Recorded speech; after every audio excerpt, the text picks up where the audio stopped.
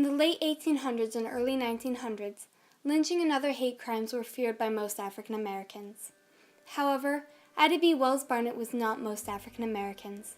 With her unique voice, Ida spoke out with bravery for the rights of her people when all odds were stacked against her, and the legacy that her actions created led her to become one of the most influential leaders in African American history, by documenting the raw truth of what was happening at the time and by inspiring others to join the fight against it.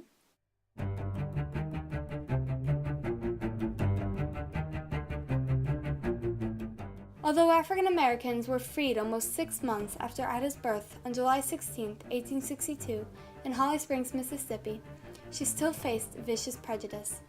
However, Ida grew up in a very religious family that valued the word of the Lord and to do good things. The Wells family also strongly encouraged Ida's education and schooling.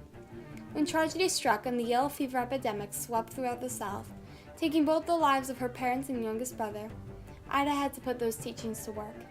At age 16, Ida dropped her education and lied about her age to become a school teacher in rural areas to provide for her family of her and her 7 younger siblings. However, a time came when Ida needed to look towards her own future, and she moved to Memphis in 1882.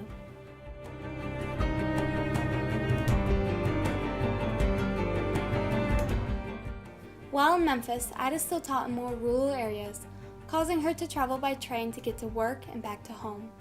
One afternoon in May of 1884, Ida was taking a train from Memphis to Nashville and had purchased a ticket for the ladies' carriage of the train. Being that it was a fancy and more expensive carriage to ride in, Ida was outraged when asked to move from it.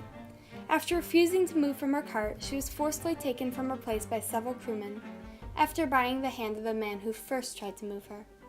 Having been moved because of the color of her skin angered Ida and pushed her into writing about it.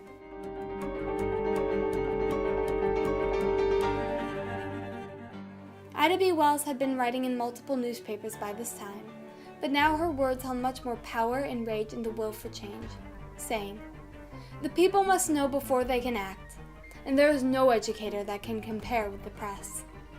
Now Ida used her words to teach people about the inequality African Americans faced and persuade them to fight against it, an action that would later be essential to her entire legacy. Most of her earlier articles were published under the moniker Lola, until Ida was brave enough to take credit for her own words. The newspapers and periodicals she published in loved her journalism and convinced Ida to become co-owner or even owner of some of them, such as Memphis Free Speech and Highlight, which was later renamed Free Speech. Her words built in confidence and power as she began to lead this company, which, while inspiring, caused many enemies and even caused Miss Wells to be fired from her job as a school teacher. However, that didn't discourage her, but only made her push harder.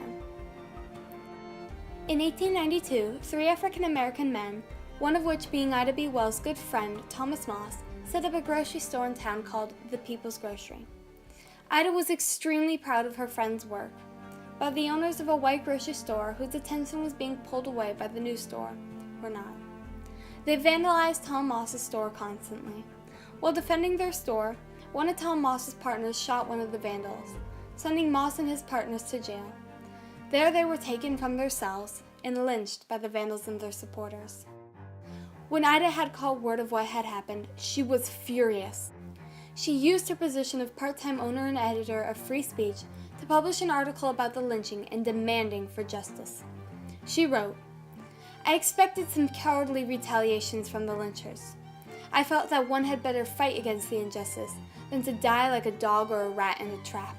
Her fiery words launched the first anti-lynching campaign in the United States and completely set the course of action for the rest of Ida B. Wells' life, to end lynching.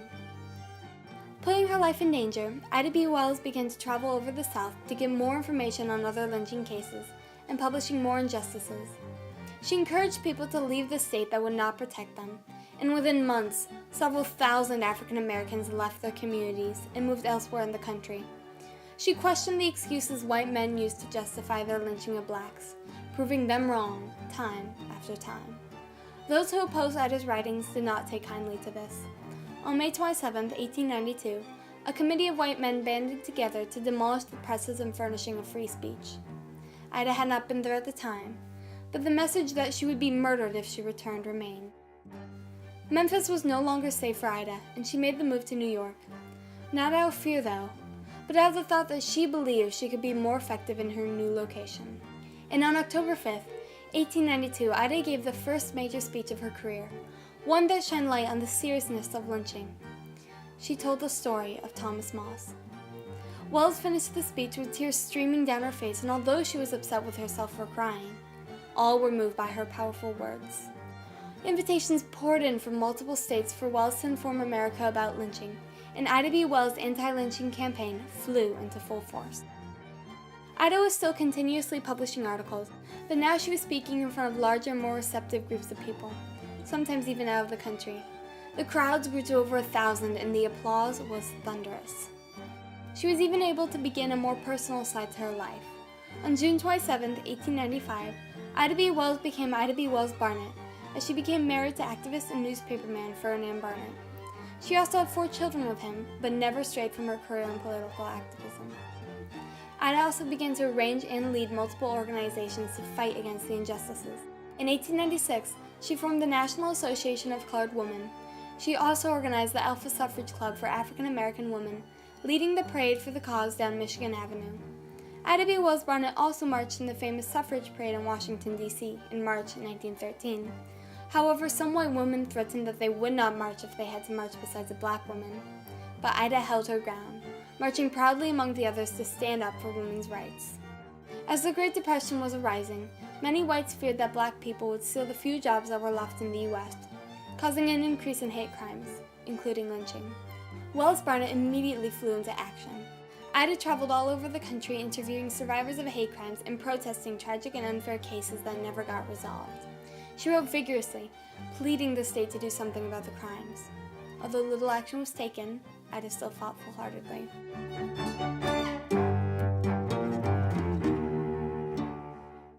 Even when her days were coming to an end, Ida B. Wells-Barnett never stopped fighting.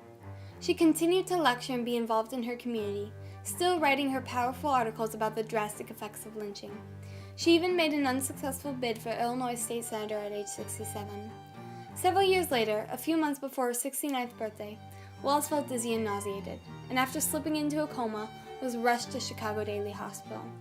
The doctors were unable to repair the damage done by uramic poisoning. On March 25, 1931, with much of her family by her side, Ida B. Wells-Barnett passed away at the age of 69.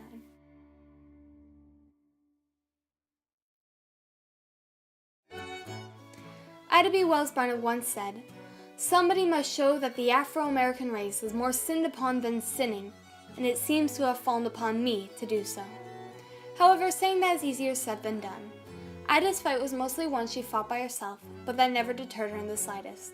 With her bold leadership tactics of publishing, writing, and participating in several different campaigns, Ida B. Wells-Barnett left a daunting legacy behind her. Ida created the first African-American kindergarten in her community, and became owner of several newspaper companies due to her powerful articles. In her career in political activism, Wells-Barnett formed the Alpha Suffrage Club, the National Association of Colored Women, and the National Association of the Advancement of Colored People, although she later cut ties with the group. Ida led these groups to fight against racism and sexism around the world, ensuring women would be treated fairly and lynching would no longer be a common practice. Some historians have even said that her involvement in history was the beginning of a modern civil rights movement. Even after her death, the ripples of her legacy were still spreading. In 1941, the Chicago Housing Authority opened the Ida B. Wells House, a public home in the ghettos of Chicago for low-income black families during World War II, named in Wells-Barnett's honor. A prestigious award for promoting blacks in journalism is named the Ida B. Wells-Barnett Award. Her powerful leadership then, and her stunning legacy now, have helped many people across the decades who had no courage to join the fight for equal rights. Although Ida B. Wells-Barnett never did live to see the day when African Americans could walk free without fear, she made sure that that day would one day be possible.